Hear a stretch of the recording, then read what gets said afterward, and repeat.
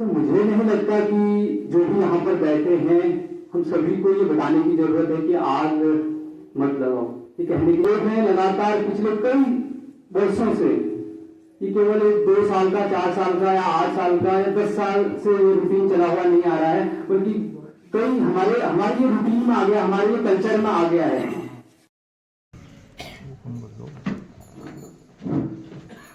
धन्यवाद सर। जय मां प्रकृति, जय मां धरती। मंच पे उपस्थित इस ब्लॉक के शासक प्रमुख और प्रशासक प्रमुख और हमारे तीनों रेंजों के रेंज ऑफिसर और सभी सरपंच महोदय और यहाँ पर उपस्थित सभी आदरणीय जन, आप सभी लोगों को मेरा प्रणाम, नमस्कार। मैं सबसे पहले धन्यवाद देना चाहूंगा हमारे आदरणीय कैरा सर का कि आपने मुझ जैसे एक आम इंसान को ये सम्मान देकर मेरा जो सम्मान किया उसके लिए मैं कोटि कोटि धन्यवाद करता हूँ। सर, मुझे नहीं लगता कि जो भी यहाँ पर बैठे हैं हम सभी को ये बताने की जरूरत है कि आग मत लगाओ, ये कहने की जरूरत है कि आग मत लगाओ। ये जितने भी लोग हैं ये सब जानते हैं कि आग से क्या समस्याएं होती हैं, क्या प्रॉब्लम्स होती हैं, क्या उसकी जो है आने वाले समय में उसके क्या चुनौतियां हमको झेलनी पड़ सकती हैं। आप देख रहे हैं लगातार पिछले कई वर्षों से, ये केवल 2 साल का, 4 साल का या 8 साल का या 10 साल से ये रूटीन चला हुआ नहीं आ रहा है, बल्कि कई हमारे ये रूटीन में आ गया, हमारे ये कल्चर में आ गया है, हमारी संस्कृति में आ गया है कि आग तो लगानी ही लगानी है, जंगल में तो जलना ही जलना है। और ये हम प्रतिवर्ष इसको रोकने के लिए प्रयास कर रहे हैं, बहुत सारी मीटिंगें हो रही हैं, बहुत सारी चीजें हो रही हैं, फिर भी ये क्यों गुणात्मक रूप से बढ़ रहा है, क्यों ये लगातार बढ़ते जा रहा है। हम देखते हैं प्रतिवर्ष इस साल जंगल जलते हैं, उसके अगले साल और अधिक जंगल जल रहे हैं, उसके अगले साल और अधिक जल रहे हैं। पहले हमारे जंगलों तक आग सीमित रहती थी, अब हमारे घरों तक आग आ गई है। पहले छोटे से पैच में आग लगती थी और वो आग उस टाइम में हम कंट्रोल कर लेते थे, लेकिन आज देखते हैं कि हम 10-10 दिन, 12-12 दिन, 18-18 दिन, पिछले साल जो हमारे चौहान जी हैं तो उनका कोई क्षेत्र था तो वो लगातार 10-15 दिन से उसी एक क्षेत्र में लगे हुए थे कि 15 दिन से ना घर आ रहे हैं, ना खा रहे हैं, ना पी रहे हैं, एक टाइम खाना चल रहा है और फिर भी आग नहीं बुझ रही है। तो ये समस्या बड़ी गंभीर होते जा रही है और साल दर साल लगातार गंभीर होती जा रही है। तो जो ये आग लग रही है इसके हमको कारण देखने पड़ेंगे, इसके पीछे के रीजन देखने पड़ेंगे और उन रीजन को बहुत ठोस तरीके से उसकी जड़ तक जाकर उस जो जड़ जहां से वो कहते हैं वायरस जहां से पनप रहा है उस वायरस के लिए काम करना पड़ेगा, तब जाके कहीं हम शायद सफल हो सकते हैं। नहीं तो ये चीजें लगातार चलती रहेंगी, हम इस तरह से गोष्ठियां करते रहेंगे और हमारे जंगल जलते रहेंगे और आने वाला टाइम ऐसा आएगा कि हमको आज तो किसी और कारण से प्लान करना पड़ रहा है, लेकिन आने वाले टाइम में हमको अपने जल के लिए प्लान करना पड़ेगा। हमारे गांव में खेती नहीं हो रही है, वैसे ही प्लान करना पड़ रहा है, पानी के लिए प्लान करना पड़ेगा। हम देखते हैं कि आग लगती क्यों है।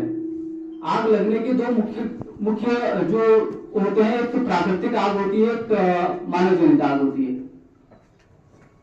प्राकृतिक आग के लिए हम देखें तो 3 चीजें हमें वहां पर चाहिए, तब वो प्राकृतिक आग अपने आप लगती है। उसमें फ्यूल चाहिए जो कि फॉरेस्ट हीटर होता है, जो कि जंगलों में पत्ती है, घास है, लकड़ी है, वो सारी चीजें चाहिए। दूसरा, उस लेवल का ताप चाहिए, मतलब उतनी गर्मी चाहिए। और तीसरा, ऑक्सीजन चाहिए। हमारे जंगलों में भरपूर मात्रा में फॉरेस्ट हीटर है, भरपूर मात्रा में पत्ती है, घास है, भरपूर मात्रा में ऑक्सीजन है, लेकिन अभी तक उतना ताप नहीं है कि वो आग अपने आप लग जाए। तो इसका मतलब है कि अगर हम इसके उसमें जाएं तो इसका मतलब है कि हमारे उत्तराखंड कहीं कहीं लगती है, अगर पूरे विश्व की बात करें तो आग लगती है प्राकृतिक रूप से, लेकिन उत्तराखंड की बात करें तो मैं मानता हूं, जहां तक मैंने देखा है, जहां तक सिचुएशन मैंने देखी है, उत्तराखंड की 100% आग मानव जनित होती है। कोई भी ऐसी आग प्राकृतिक रूप से शायद बहुत कभी लगी होगी, लेकिन लगती नहीं है, वो मानव जनित होती है। अब मानव ही उसको लगाता है, तो एक तो ये चीजें दोष देना हमें बंद कर देना चाहिए कि जंगलों में आग लग रही है, क्या हो रहा है, चीड़ और बहुत सारी चीजों को हम इन्वॉल्व करते हैं। इसको हमको एक बार स्टडी करना पड़ेगा, देखना पड़ेगा। अब जाते हैं हम मानव जनित आग की ओर। हम पहाड़ों की बात करें, हमारे आसपास की क्षेत्रों की बात करें, तो आग हमारे कल्चर का हिस्सा रहा है। हमारी जो पुराने हमारे पीढ़ी दर पीढ़ी चले आ रही है, वहां से हमारा हिस्सा रहा है। वहां से कैसा हिस्सा रहा है कि हमारे जंगल भरपूर थे, हमारे जंगल बहुत स्वस्थ थे, बहुत ज्यादा डेंस फॉरेस्ट थे। तो कंट्रोल रूप में अपने आसपास की सफाई के लिए, अपने आसपास की कुछ क्षेत्रों को साफ करने के लिए, पशु चारे के लिए, अपने रहने के लिए आग लगाई जाती थी। और वो आग जरूरी थी, ऐसा नहीं है कि आग जरूरी नहीं है। हमारे जंगलों के लिए आग जरूरी है, लेकिन ये इंपॉर्टेंट है कि वो आग किस रूप में लग रही है। तो उस टाइम से वो धीरे धीरे चले आया। और फिर एक चीज इसमें होती थी कि जंगलों में एक तो ये हो गया कि हमने अपने घास के लिए आग लगा दी, अपने आसपास की सफाई के लिए आग लगा दी। लेकिन आज कारण क्या हो रहा है, आज मैं नहीं मानता हूं कि बहुत सारे लोग जंगल जा रहे हैं, बहुत सारे, क्योंकि लकड़ी की निर्भरता खत्म हो गई है, घास की निर्भरता जंगलों से खत्म हो गई है। जहां हमारे खेतों में अनाज होता था, वहां आज घास हो रहा है। तो जंगलों की घास आप जस्ट आधा किलोमीटर अपने गांव से ऊपर चले जाइए, घास वैसी पड़ी मिलती है। तो ये भी लगभग खत्म हो गया है। अब एक चीज आ रही है कि हमारी मानसिकता बन गई है। हमारी मानसिकता ये बन गई है कि हमने आग लगाना है। तो मैंने देखा पिछले 2-3 साल पहले जब मैं कहीं पे था एक जगह पे, तो हमारे साथ के हमारे कोई एक थे, तो उनसे 1000 बार कहने, मतलब उनको बार बार कहने पर भी कि आग मत लगाओ, वो मेरे को जलाने के लिए वो आग लगा रहे हैं। फिर मैं उसको गुजारा, वो आग लगा रहे हैं। तो ये मानसिकता हमारी बन गई है, हमारे अंदर ये चीजें घुस गई है। क्यों? क्योंकि उसकी जागरूकता नहीं है उन लोगों के अंदर। एक जलन की भावना, एक बस ऐसे ही लगा देना। पिछले साल हम कहीं पे यही आग बुझाने के दौरान की एक घटना हमारे सामने आई, रात को 7 से 8 बजे के बीच की। तो कुछ लड़के थे, उनका कोई लेना देना नहीं है जंगल की घास से, जंगल की लकड़ी से, उससे कोई लेना देना नहीं है। बस आए, अच्छा लगा, जला दिया। तो हमको वो जगह को पकड़नी पड़ेगी, कहां लोग एजुकेटेड नहीं है, कहां लोगों को उसके बारे में पता नहीं है।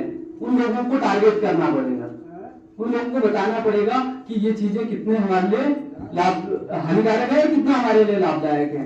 तो मेरे को लगता है कि आग लगने का मुख्य कारण जो है हमारे पहाड़ों में, अलावा तो जो चल रहा है किसी प्लाकेट मॉडल और ये सब चीजें अलावा है, लेकिन अलावा के अलावा भी बहुत सारी चीजें इसमें इन्वॉल्व हैं। तो उस चीज को हमको देखना पड़ेगा। अगर आग, अब हम किस तरीके से बताएं कि लोगों को, हमारे जंगलों को आग से नुकसान हो रहा है। चीड़ को दोष देते हैं, हम लगातार चीड़ को दोष दे रहे हैं कि चीड़ हमारे जंगलों के लिए खतरा है, चीड़ से आग लग रही है। लेकिन चीड़ अपने आप थोड़ा आग जल रहा है, आग तो हम लोग जला रहे हैं। अगर जिस जंगल में चीड़ नहीं है, वो जंगल खाली है, वहां पर घास है केवल, तो वो घास में भी तो आग लग रही है, उस पर कोई ध्यान नहीं देता है, केवल चीड़ पे ध्यान दे रहे हैं। चीड़ एक पौधा है, उसकी एक प्रजाति है, उसकी केवल एक ये है कि वो जितने अच्छी तरह से नमी वाले क्षेत्र में उगता है, जितने विशालता से नमी वाले क्षेत्र में उगता है, वो उसी तरह से उस क्षेत्र में भी उग जाता है जहां पर उसको सूखा मिलेगा। अब हम लगातार आग लगा रहे हैं। चीड़ एक बार मिक्स फॉरेस्ट में अच्छा पनपा, वो उसकी लेंथ अच्छी हो गई। उसके बाद क्या हुआ, उस जंगल में आग लगी जो हमारे मिश्रित प्रजाति के वन थे, जैसे बांस था, बुरांस था, काफल था, ये सारी चीजें वो आग से धीरे धीरे झुलसनी शुरू हुई है, क्योंकि इनसे बहुत जल्दी इफेक्ट पड़ता है आग का, और इनमें आग बहुत देर तक रहती है। तो वो ये धीरे धीरे सूख गए। अब चीड़ को कोई फर्क नहीं पड़ता क्योंकि वो ताप को झेलने वाला है, वो शुष्कता को झेलने वाला है। हमारे जो स्थानीय प्रजाति है उनको नमी चाहिए, चीड़ को उतनी नमी नहीं चाहिए, तो चीड़ सरवाइव कर गया। फिर अगले साल फिर चीड़ के पत्ते गिरे और घास उगी और हमने फिर आग लगाया और फिर वहां जो हमारे लोकल प्रजाति के जो पौधे थे वो उग रहे थे वो फिर नष्ट हो गए। तो धीरे धीरे धीरे धीरे क्या हुआ, चीड़ हुआ और जो हमारे लोकल वन थे वो खत्म हो गए। तो इसका कारण तो चीड़ नहीं है, चीड़ को हम दोष दे रहे हैं लेकिन इसका कारण चीड़ नहीं है, कारण हम लोग हैं। अगर आप 10 साल देख लीजिए किसी जंगल में आग मत लगाइए, वहां चीड़ भी पनपेगा, वहां बाज भी पनपेगा, वहां बुरास भी पनपेगा, वहां पे धौर भी पनपेगा, वहां पे तिलमौर भी पनपेगा, वहां पे जामुन भी पनपेगा और जो लोकल प्रजाति के नए से लेकर जितनी प्रजाति के पौधे हैं वो सारे पनपेंगे क्योंकि उनकी जड़ें तो हैं। इसीलिए अल्मोड़ा में जो शीतला खेत में कहा जा रहा है कि ANR पद्धति, अगर आप 10 साल आग मत लगाइए वो जंगल अपने आप मिश्रित जंगल में कन्वर्ट हो जाएगा। जितना महत्व और पौधों का है उतना ही चीड़ का भी है। तो इसलिए हमने अपने को, किसी पौधे को दोष नहीं देना है, हमने अपने को दोष देना है और ये देखना है कि हमने कहां पे गलती की है। तो मेरा ये ज्यादा आप सब लोग शायद मेरे से सब लोग यहाँ पे बड़े हैं, सब लोगों का मेरे से तिगुना चौगुना अनुभव है, आदमी सर का है, सब लोगों का है और जितने भी लोग बैठे हैं आप सब लोगों ने मेरे से शायद इस उत्तराखंड को लगभग 20 साल 25 साल 40 साल ज्यादा देख लिया है। तो मैं जितना ऑब्जर्व कर पाया हूं वो ये चीजें हैं कि हम लोगों को इस तरीके से, दूसरा कुछ एक कॉन्फ्लिक्ट होता है हमारे वन विभाग के और हमारे लोगों के बीच, तो उस कॉन्फ्लिक्ट को कैसे दूर किया जाए, उसकी सामंजस्यता कैसे बनाई जाए। आज आग जो है वो पूरे उत्तराखंड के केवल एक वन विभाग तक का मामला नहीं रह गया है, आग हमारे पूरे उत्तराखंड का, बल्कि मैं कहूँ इस आग से जो उत्तराखंड में आग लगती है उसको पूरे एशिया को उससे खतरा होता है, पूरे वर्ल्ड को खतरा होता है। अब देखिए जब आग लगती है तो उस आग से जो कार्बन निकलता है, हम हिमालय की बात करते हैं, जैसे कि अभी हम कुछ बातें हमारे यहाँ पे ये भी चल रही हैं कि हम लोग ग्लेशियरों का पानी जो है किसी नदी में शिफ्ट करें, कहीं वो करें, उसको यहाँ लाएं। लेकिन ये देखिए जो आग लग रही है, आग से जो कार्बन, जितना हम ऑक्सीजन प्रोवाइड करते हैं पूरे वर्ल्ड को, पूरे विश्व को, उस आग से जो कार्बन निकल रहा है वो कार्बन कहाँ जा रहा है, सीधा हिमालय पे पड़ रहा है। अब देखिए ग्लेशियर, इस पे सीधा ग्लेशियर पे से कैसे इफेक्ट हो रहा है, इससे जो कार्बन निकल रहा है वो ग्लेशियरों पे जा रहा है। ग्लेशियर पे क्योंकि जो बर्फ है उस पे लगातार वो कार्बन जमता जा रहा है और वो क्या हो रहा है, उसका जो व्हाइटनेस थी, जो उसका दूधिया रंग था, वो धीरे धीरे क्या हो रहा है, ब्लैक होने लग गया है, वो काला होने लग गया है।